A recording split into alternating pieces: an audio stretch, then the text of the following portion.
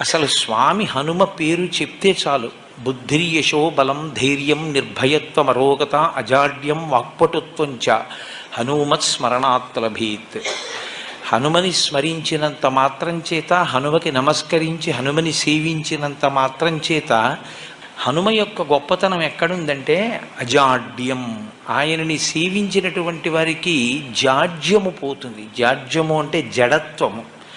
జడత్వము అన్న మాటకు అర్థం ఏమిటంటే స్పందన శక్తిని కోల్పోవడం.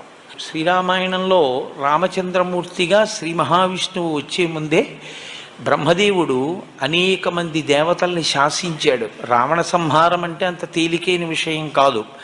నరవానరముల చేత సంహరింపబడడు కనుక, ఆయన నరవానరముల చేత సంహరింపబడనని వరం అడగలేదు కనుక మీ అందరూ కూడా వానరాంశలలో వెళ్ళండి అన్నాడు. దేవతలందరూ వానరుల యొక్క అంశలలో వచ్చారు.